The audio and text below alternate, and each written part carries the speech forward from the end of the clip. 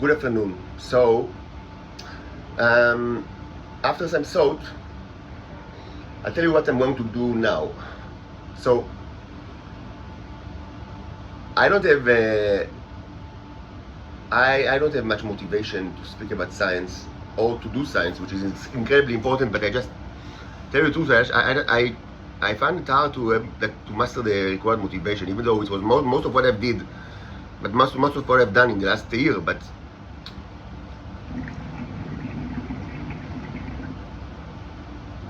I have maybe just honestly, it's just that I'm a little bit tired of working for free. And it's funny because now some people in this earth actually arrived at the amazing conclusion that I am not only that I am not Homo sapiens, but that actually I'm not a Venusian, but because people know about Venusians. And some people do not know about Venusians, but they know about the Titans. They know that there is another species that exists in Earth, and it's difficult not to know about it if we belong to intelligence service of any importance, because they are associated with many intelligence services. So it's kind of and kind of the special arrangements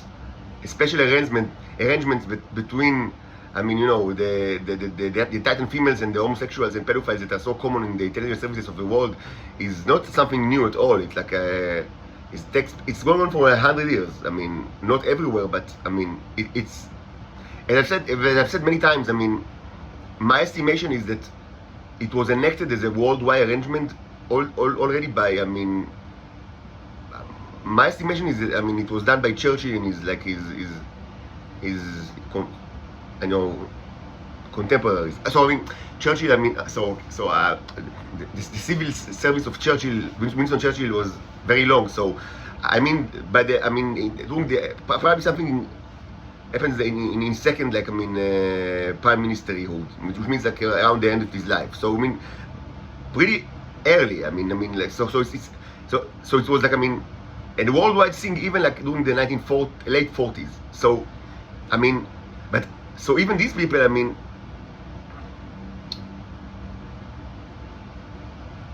the fact that it is a kind of these people, even if they don't know about the Venusian connection, because I understand that this information was kind of lost. Of course, not lost to everybody, but lost to some people. But some of these people actually knew about the Titans, and it's interesting that they kind of conceptualize them as something that is normal. Whatever does it means. But so from their perspective, any proof for alien life is something extraordinary, even though their wife is many times like an alien. But so just to say, it tells you how much humans are how much of their emotions and their distinction between the ordinary and the non-ordinary is just based on what they already know, which is completely random. Because humans that live in Earth and think of themselves as very rational creatures, they might be married to an alien maybe for many years, but since they think that they already digested the information that their wife is an alien, from their perspective she's not an alien, because they already know that she exists and many other like her exist. So they would find it extremely unlikely that a humanoid or a person that looks like human will show himself and will tell, I am not Homo sapiens and I am not of the same type as your wife. And it will be amazing and totally unbelievable to them, and for many years they will resist even listening to this creature, Because it's impossible that they are aliens. I mean, it's extraordinary. What, is this a science fiction movie? Do you expect us? We are so rational. We belong to the KGB or the CIA or the Mossad. We are very rational people, very skeptical people. Do you expect us to believe that they are actually aliens? And not only that they are aliens, you expect us to believe that they are aliens on Earth? Well, they are married to aliens and they know it. This is the double thought that Orwell, wrote about. It is so prevalent in intelligence communities. They are married to aliens, they know it, but they think that it's impossible that aliens exist. So who is your wife? Yes, she is an alien, but of a known type, even though they know nothing about it. But I mean, they are used to it. What does it mean that they know? They know nothing, but it's just that they are used to it. It's part of their customs to be married to aliens. So they are no longer aliens. They are just, something that is digested already into the system. So, the arrival of another kind of alien is something that you cannot believe at all, and you don't even want to listen to what he has to say, and you don't want to watch, evidence, because there is, it's very easy to actually prove it. But even when, substantial proofs are actually, you actually, are given to you, you don't want to listen at all, and you believe incredible theories that are disseminated by, obviously, people that have, both the prosperity and the material, both the prosperity to lie and the material, gain from the lie. You believe that this person is actually, yes, he's not Homo sapiens. This is obvious. But what he is actually is just like your wife. Because this is the only other option, but he's transgender, he changes male from male to female. It's from female to male.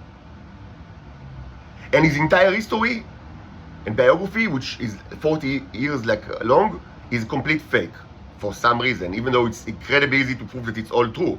Because he speaks a lot about his past and mention people, names, events that happened throughout 40 years.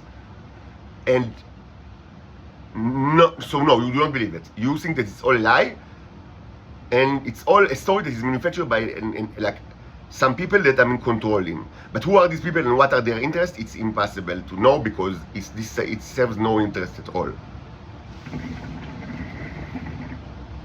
But the decisive argument here, or the decisive vector of thought, is that aliens cannot exist. Aliens, it's impossible that there are aliens. Even though you are married to an alien, and many of your friends are married to an alien, your bosses are married to aliens, and maybe you even know that these aliens are originated in Venus, which is the closest planet to Earth. Yes, by some calculation, because of orbital mechanics, it's actually Mercury is the closest, but it depends how you measure it. From my perspective, Venus is the closest to Earth. I understand the mathematics around it. So let's just, in order to just, keep on with our life, let's decide that from now on, Venus is the planet that is the closest to Earth, okay? It doesn't really matter, I know the mathematics around it. Let's just say that it's the closest to Earth. It's not, according to any kind of mathematics, it's not far, it's not far from truth. If it's not just the truth.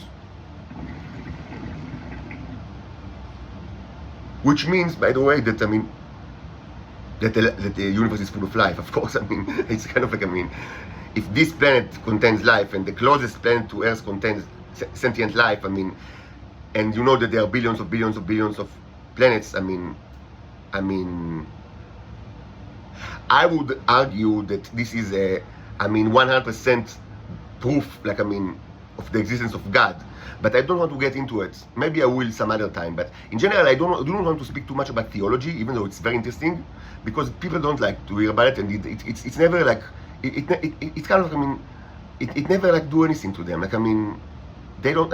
If they are already, they already believe in God. Sometimes they like to to listen to theology. It's kind of an entertainment, or maybe just to widen their horizons, which is fine. I'm not against it. I'm not cynical about it. But it never changes the beliefs of a person. If he doesn't believe in God, no matter how much theology he will study, he will not believe in God. Why? I do not know. It's just a fact. It's just the way it is. And I try to speak about things that are of importance, not that are specifically I am interested in it. So I am interested in, I mean, theology is important, and I like to study theology. I mean, it's like it for many, many years. Like, it's not something new. But I know that it's not going to change, I mean, to like change the opinion of anybody. It's more like for humans, it's more like an entertainment. A valid source of entertainment. Like, I mean, I don't have a problem with that. Like, if you want to entertain yourself with theology, fine. It's not like the worst things that people can do. And certainly not like the worst, hobby that people can have, like to study theology. It's like a great, I mean, among all hobbies, it's like actually one of the better ones. But that's what it is. But that's what it is. That's what it is. It's a hobby. It's a hobby for humans. So I would say, and I've said it long ago, that I mean that sentient life is Venus is, if you just think about it for a minute, it's a proof of the existence of God. And I will remind you that the argument or the argumentation that leads to this conclusion, actually you can find it in the thought of totally secular people. Or more importantly, I mean, you can gather it from this argumentation of people that do not identify themselves as religious at all and never speak about God. And I also already mentioned like the channel of Isaac Arthur is, I mean, not that important. Just, I mean, you know, a futurist from like United States. Not, but I mean, just, I mean, I like, I mean, in the past he's always publishing like futurist, like, I mean, you know, videos, and in the past I watched it a lot. Actually now I watch it much less because I kind of like, I mean, I watch everything much less now. I don't have like a motivation to watch almost anything. I'm kind of lost motivation. But so in the past I've watched it quite a bit, and as I mentioned in the past, sometimes he himself, which is completely secular, I mean, I don't know if he's secular or not. It doesn't really matter. Maybe he does not exist. Maybe everything he says is like manufactured by intelligence services. It doesn't matter. But I mean, the implied author, as they say in literary criticism, the implied author, like the author, like that is kind of like implied by the text, is completely secular. And from his own argumentation, you can, I mean, positively understand, if you just think about it, that, I mean, if there are sentient life of Venus, this is like a proof for the existence of God. But, I mean, the problem with the intelligent people of the world is not that they do not believe in God. It's a problem. I mean, it's a huge problem, and it's a problem that, I mean, undermines the whole issue of democracy, because other people do believe in God. So why don't they have representation inside the various intelligence agencies? Because you like the intelligence services to be populated by homosexuals and pedophiles that are not, I mean, or do not always believe in God. I mean, they believe in God less than others. And you don't think of it as like a problem in our democracy. Not at all. I mean, our democracy is manifested mostly by the fact that the cinema actors or the theater actors that you see in television, like the US presidents or other people, I mean, are decided by the people, and this is like a true process. We do not intervene in that. I mean, we give them like every 4 years or every 2 years or every year, depends on the state. I mean, we give them like a short list of actors that we choose, and they can decide what actors they like that to appear in television like every day or every other day, and this is democracy. No, but what about making the, I mean, but yeah, okay, fine, the actors, I don't have a problem with these actors, fine. But I mean, shouldn't they actually decide like on the processes that I mean, that dictates their fate? Are you insane? They are stupid. Do you want stupid people to decide on the like serious matters? Are you insane? This is stupidity. I mean, but of course not. Of course not. Only smart people should decide on the fate of the heirs. And I mean, so when we are only the smart people, so of course only we should decide on that. Are you insane? What a cute little robot. John, did you listen to this person, this alien? He suggested, I mean, he thinks that the democracy dictates that actual people should decide on their fate. But they are stupid. Tell him that they are stupid. Maybe he's an alien. Maybe he doesn't know that, I mean, the people of the earth are stupid. So he thinks that, I mean, they can do it. So tell him. So John tells me to inform you, dear little alien or dear little robot, that the people of the earth are mostly idiots. And it's ridiculous, I mean, to think that they will decide on their fate. And it's certainly not what democracy means. No. It would be, I mean, yeah, okay, I understand. Maybe you are new to Earth, so you think that people are smart. They are stupid, so they cannot, I mean, under no circumstances decide on their fate. They are idiots. It's impossible to give them this privilege. Only smart people, that is us, we decide on the fate of the Earth. Democracy means, I mean, the process of deciding what actor you want to appear on TV, like every other day or every day. This is what people mean when they speak about democracy.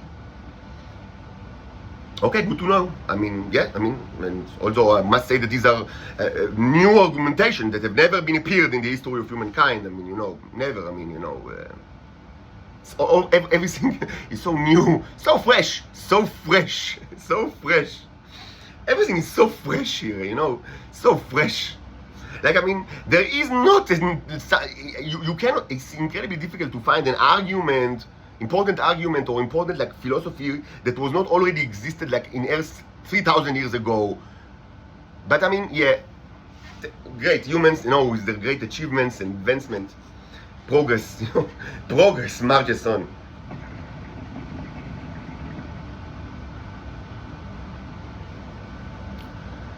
But what I mean, let's leave the issue of, like, I mean, representation and beliefs aside. The real issue here, I mean, what I refer to is the fact that they are all married to aliens, but they refuse to believe of the existence of aliens. Like, they vehemently fight any evidence for alien existence, and when they get home, like, they just, I mean, and maybe not even home, maybe, I mean, should be said that, I mean, I kind of, like, I mean, represent it as a male issue. I mean, the males are so resistant to the knowledge of aliens, even though presumably when they get home, their wife, I mean, waits for them, like, you know, to give them, like, dinner, and they know that their wife is an alien, but, I mean, they don't see any contradiction. So this was actually the situation during the 1950s, but today it's even, like, more incredible, because actually today they themselves are the aliens many times, because now their wives are actually part. The wives are actually them, and the husbands are many times the dogs that you see here, or, you know, zombies that you see all, you know, all around me all the time.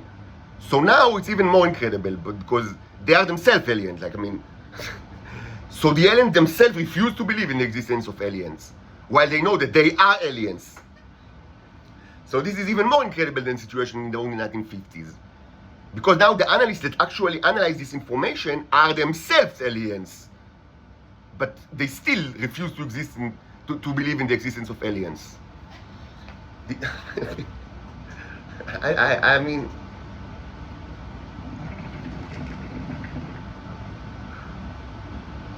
just, I mean, if I wasn't, like, you know, exposed to the writing of George Orwell when I was a teenager and read, like, his novels and his essays, I think that, I mean, I would have become insane during the first stages of this discovery journey, like the years 2020 now, because I discovered such amazing things about humanity and about, like, the people that actually dictates, like, the important movements of, like, the important politics of humanity. And I would have, like, lost my mind if I hadn't, like, had in the back of my head the knowledge that, I mean, these people are like that because Orwell wrote about it. Like, the people of the intelligence service of the world, of the United States, of the USSR, they are just like that. They always boast their rationality, but they are insane. They are not rational at all. And a major feature of their existence is the double thought, the ability to think, like, with two conflicting paradigms at the same time.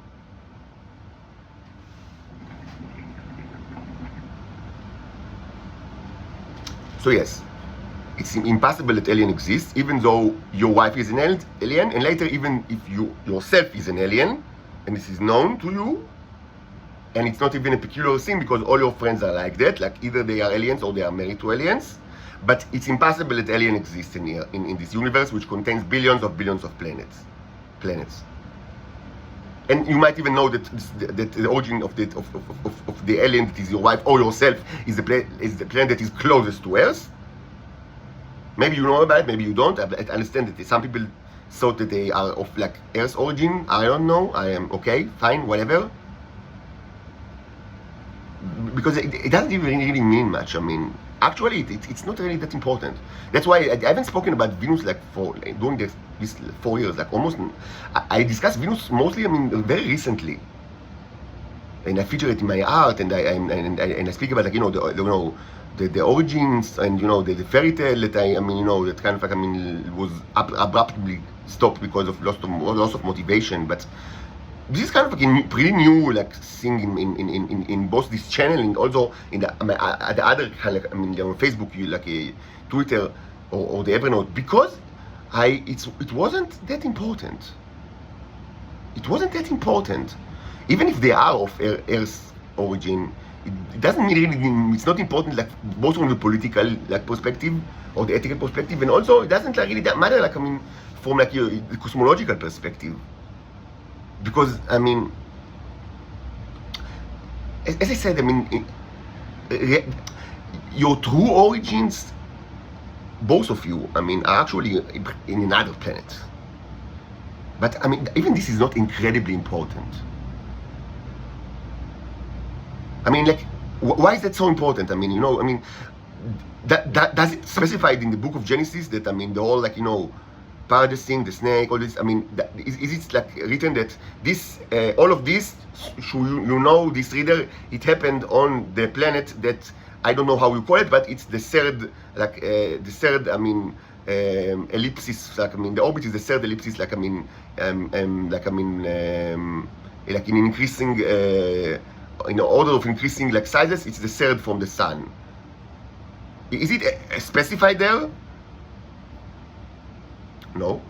And it should be said that actually geography is mentioned in the book of Genesis. Like it was very important for the author to say that, so this paradise, just so you know, it was located near this river and that river and another river. So when they went outside of paradise, they went to this place. And so actually, the author was actually very aware of the issue of geography. So he specified where actually all these things happening. Of course, you have no way to actually identify any of the geographical, I mean, like places that are mentioned there.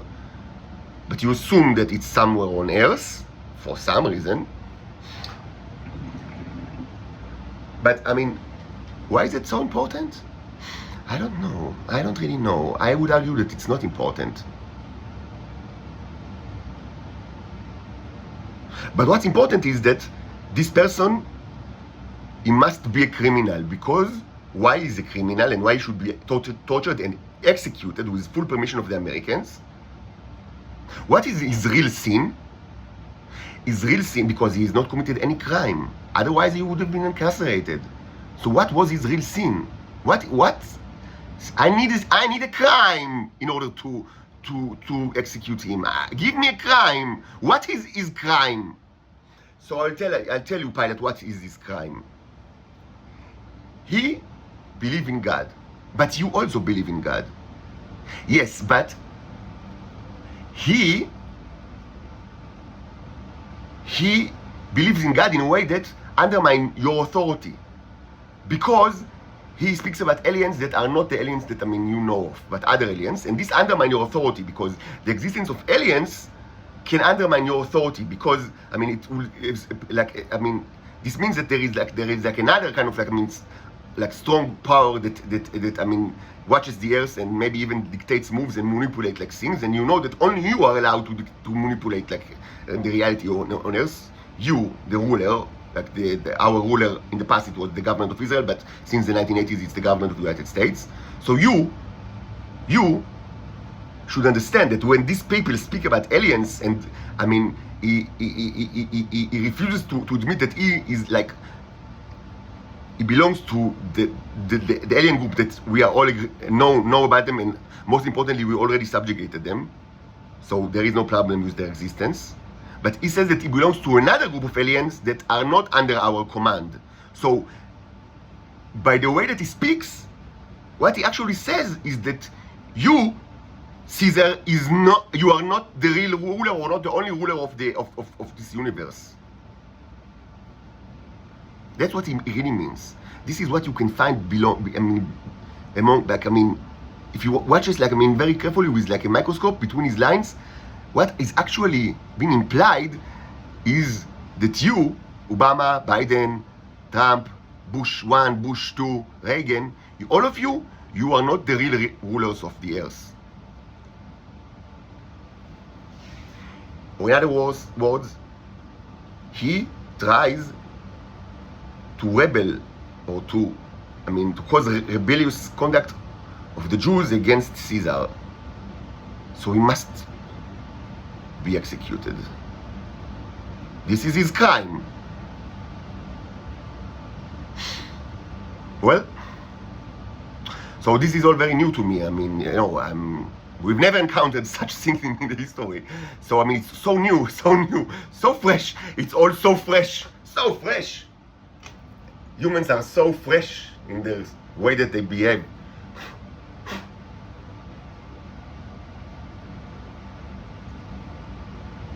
But it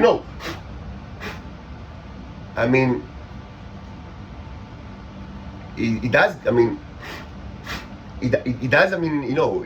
he makes miracles, and this was actually known about him since he was born, because we abuse him since he was born.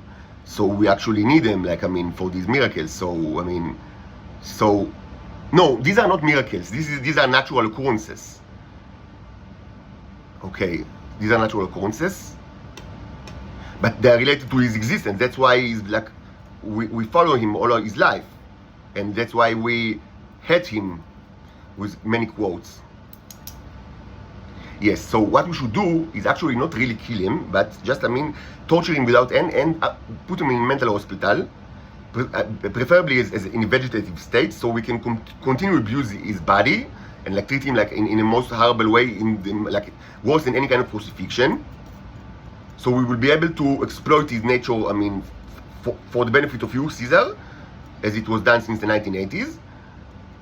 But we don't have any legal pretext. So what we want from you is to the approval to frame him in crimes that he did not commit. So we will be able to do it to him. Okay, I guess it makes sense. So yeah, sure. You go do it. We don't want to. We don't want to further. Kind of hinder or to kind of change the way that the production of the drug, of the spice, is done, in Arrakis. It's very important for the emperor and for the entire empire that the production of the spice will commence. And there were already so many all sorts of problems and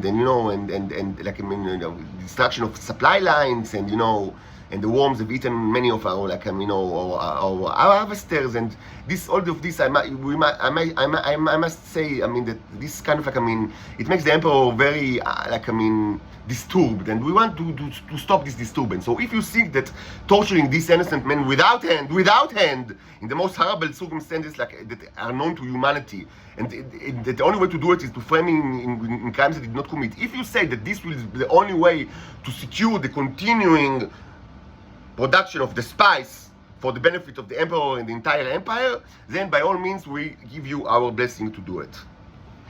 So fresh, so fresh. So fresh.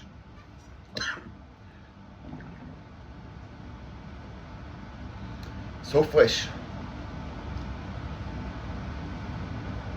Humans are so fresh. Super fresh. Super fresh. Like they say, gach. Gach, the Klingon dish that is best served super fresh. That's how humans like to eat their enemies. Super fresh.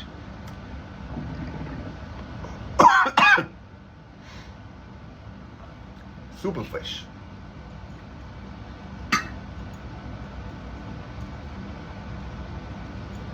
So let's stop here, but I will continue in a moment. I'll tell you my agenda of what I want to speak about. So, honestly, I thought about speaking about my childhood a little bit. First, because I think that there is a demand for, there is a demand among the audience for like childhood stories. So, okay, why not? Let's comply. And also, because I'm kind of like, I want to speak about things that I haven't mentioned yet. And I haven't covered all my childhood, so maybe let's speak about such things, just because it's really new. But I would say that the concept in itself is not new at all, and it was prominent in my blog, like in the years 2020, and you can find a lot of it in my Evernote account, because I discussed a lot, like the Ramat Aviv Gimel, and my childhood, and also military service, and my days like in the academy, like as a student in Jerusalem. So it's not that I always understood that it's important to to share like my own history. So you first maybe to elicit empathy, because that's how empathy is created, by that you understand that this is actually a person with a history, and and hopes and beliefs, and like and the sad days and the happier days. And this was also why it was important for me to share like earlier divinations that were based, explicitly on pop culture, commentary, mostly from the 80s and the early 90s, because I understood that this will, my audience, they are about my age many times, like or close to it, and they also grew up. So maybe you will say, so you also you play this game in Nintendo, maybe you watch this movie, so you understand that I'm like you. But all of this was already done. I don't want to repeat myself. Just get the access, and if you don't have access to it, it's your problem. But it's all in the Evernote account, in Gmail. Everything was sent to Gmail. I know my mail, and much of it was republished in LinkedIn and Facebook. So there is a ton of information already, and the important stuff was already been said. But I can speak about non-important stuff, especially regarding my childhood or things from like the early days. And maybe I'll do it, because just I'm so much repetition. I repeat myself all the time, and so maybe just speaking about new stuff will be kind of like refreshing. And about science, I should say that honestly. So I'm just to finish this kind of point that where I was started. So now people, okay, so they finally believe this thing that this is actually an alien. Yes, okay, and not the alien that we already know, but a new alien, which is presumably amazing discovery, after you already know about aliens in the closest planet in a universe that contains billions of planets, and you already know it. So now, what's the next thing? So please, dear alien, tell us. We are very, we are very excited. So first of all, we would like to ask you, like, we prepared, like, not we, because we are, honestly, we barely, know how to read and write, we mostly, we know how to use guns, and like how to to create pornographic movies that, suggest that, like, our enemies are homosexuals or pedophiles. That's what we actually know, but we know of other people that, we told them about you, so they have compiled a list of questions, and they asked us to hand it to you, so you will answer the questions, and it might like be of benefit to them. We admit we have no idea why. All of this seems incredibly non-important to us and even stupid, but yes, these people have some kind of like authority, within, like, the government. So we must like do them this favor. So please, dear alien, take this list of questions and please supply it with answers, and if possible, very, very quick, and if possible, very shortly, because you speak too much and it gives us headaches. So please give us like a short answer for this question, for this list, and like as soon as possible. Preferably like in 60 minutes from now, so we will give it to the people. So so you read the list. So that so first, is our model of the atom correct? And if not, can you give us the correct one? And also, second, what about like the expanding universe model? That presupposes like the Big Bang. Is this correct or not? And if not, how can you explain like the redshift phenomenon that is like, I mean, widely, I mean, used to support the Big Bang and the expansion of the universe. Okay, and third, I mean, so you claim that, I mean, faster than light travel is not is possible actually, but according to our understanding, this is paradoxical because it implies that the time travel is actually possible. But I mean, so is it possible? And I mean, because we assume that it's not, but I mean, so how can you reconcile it? I mean, if it's impossible, how is it possible that faster than light travel is possible? And if it's not possible, so if it is possible, how can, I mean, can the universe stay like in stable state? Because I mean, it implies that in any given time you can change like the past, so you can actually change the present. So this would imply a completely like unstable model of the universe. So this is the third question.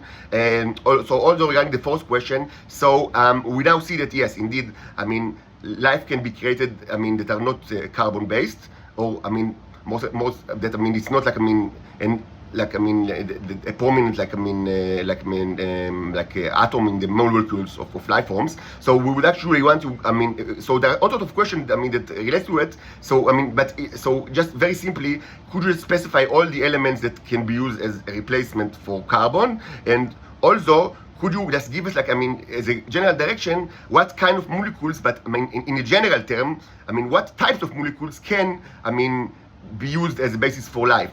I mean, not just what kind of atoms can be used as part of the molecules, but what kind of molecular structure in the abstract sense, I mean, is typical to any kind of life form.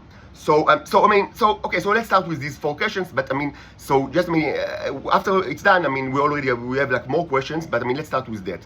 So, okay, so these are the questions, so I mean, please, preferably, I mean, give us the answers in 60 minutes if possible, and please short, because I mean, it's a headache to listen to you, okay? Thank you, dear alien, thank you very much. So, I mean, honestly, I'm a little bit tired of working for free. I mean, I have no money for food. I mean, for food, I need to like beg to my mother that always, like, I mean, gives me, like, I mean, I don't know, like, I mean, several pennies, so I'll be able to actually not starve. And I must admit that, I mean, beyond all the issues of, you know, of, I mean, the end of humanity and the subjugation of other species and, you know, and the tortures of humans, I mean, there's also this thing that, I mean, I'm a little bit like I'm to some extent, I've kind of like lost my inclination to give you these answers to these questions while I don't have even money for food. I cannot even buy food. So there is like a little, like, I mean, you know, discrepancy between like what you expect and what you give in return. And I understand that you're used to it because you're part of intelligence services that are always abusive by their nature. They always think that they should get the maximum and give nothing. But just understand that, I mean, that there is like a growing discomfort within me of like being your scientist and give you like the answers to all the most important questions and most complicated questions that are known to humans, while I don't even have money to buy food. So it kind of like hurt my motivation to speak about science. Even though I must admit, I like the fact that, I mean, that there was a video that, I mean, that I didn't have like the opportunity to watch it entirely, but I mean, like, I've seen like a video on YouTube, I mean, that presumably of a person that, I mean, shows like, I mean, microscopic evidence that of material that was kept like in storage for 60 years, and that presumably food items that kept like in storage for 60 years, like, but the video itself, I mean, presumably is pretty recent, like it's done pretty recently, in the last couple of decade or so, and I mean, and obviously, I mean, I mean, it's like a scientific document that that shows shows robots, which is interesting, and I appreciate I appreciate the thought behind it, because I mean, obviously, this could be interpreted in many ways, and maybe you don't even understand what's how to interpret it. Maybe you have all sorts of like assumptions, but like it's probably the first time ever that someone thought that maybe you should also give information, and it will actually be beneficial to you to give me information and not only to take information. This thought, I mean, most certainly did not arrive from the mind of an Israeli, because Israelis do not understand it at all. But they do not need to understand it, because the Mossad is not an Israeli organization. It's an American organization. So they don't even need to understand like the idea of הדדיות, like reciprocity. I mean, reciprocity. I cannot like, I mean, reciprocity. Like, you know, הדדיות, like you should give and take. They don't need to understand it because generally it's something that, I mean, independent, like people that are that have sovereignty should understand. I mean, people that are, I mean, they don't have any sovereignty, they don't dictate their moves. So, I mean, so obviously it was, I mean, the thought behind it was indeed fresh. That, I mean, maybe it would be to your interest to actually share information with me, like real information, not just lies and disinformation, like real information. Like, I mean, I must say that this is the first time ever that such a thing occurred. Like, I mean, for many years, I'm like in contact with the intelligence organization, and they always, their agenda was always that they need to take maximum information from me and just never give anything in return, because presumably that's what intelligence people are doing. They only give and never take. And this not only is presupposed on complete lack of any ethics, but also, for some reason, you think that it serves you the best, even though it's this kind of behavior was unbelievably detrimental to the existence of humans. Because if 20 years ago you would give me information that was needed in order for me to conduct a study that I now conduct, this would have been a completely different world. With disregard to all the calamities that you see that are coming to humans, with disregard to the asteroids and the plagues and the starvation and the Full Metal Jacket and the radiation, just think of how much you've already lost in the last 20 years. If I would have conducted this research 20 years ago with cooperation of the people that have knowledge, and if the intelligence services of the world actually given me knowledge 20 years ago, today you would never even know what is corona, because the coronavirus could not have been existed. This would have been a completely different world. Healthcare would have been in a completely different state, like something completely different. Children mortality, like any kind of mortality would have been like much lower. And I would say that probably because of like the enhanced manufacturing process, every person on earth would have had like a much higher on average, quality of life and more leisure time and more happiness. And all of this was already lost. You've already lost it. This is not like the plagues of humanity that I am like a prophet tells you that are coming. This already happened. Like, because of this agenda that you only need to get information and never give anything in return, humanity already lost unimaginable amount of lives and unimaginable like quality of life. That was, you already lost it. It's not a threat. This was already done. It's already done because of this agenda. And for the first time in my life that I've seen one crack, small crack, microscopic crack in this agenda, was to watch this video. It's not like, I mean, it doesn't give me a much, but conceptually, it's the first time ever that I see like a dissident crack in the agenda, that the purpose of intelligence service is only to give information and never give anything in return, just give this information that and lies. And presumably this, I mean, works to their interest, even though it's obviously not only works against their interests, it was a devastating factor for humanity in the last 20 years, and it already happened. With disregard to anything that is going to happen, and much is going to happen, and you know it, radiation, asteroids, life forms, like Full Metal Jacket, starvation, you already lost immense amount, probably billions of lives, if not hundreds of millions. I mean, hundreds of millions, if not billions, and tremendous potential quality of life that could have been, I mean, in the hands of any human on earth, that you've already lost it in the last 20 years. This is a sunk cost of your behavior. So yes, I admit this kind of like crack in your agenda was, I mean, like honestly fresh, something fresh. But everything else is never fresh at all. So, all of this to say that, I mean, I respect, like, I mean, your list of questions, and like I understand, I mean, your demand that I should answer in 60 minutes, in short, in like presumably, I mean, in like a couple of sentences, because you don't like to hear my voice. But I would, I mean, humbly decline for now, mostly because I don't have money to eat. And I found like the discrepancy between the fact that I have no money to eat because you torture me all the life and this never stops, the discrepancy between this fact and the fact that you want me to answer this particular list of questions, I find the discrepancy now too much for me to actually continue the scientific project. So that's why I decided, at least for today, to speak about my childhood. And again, it will not be particularly of particular importance because the important stuff was already said and I don't want to repeat myself. But I will speak about non-important stuff.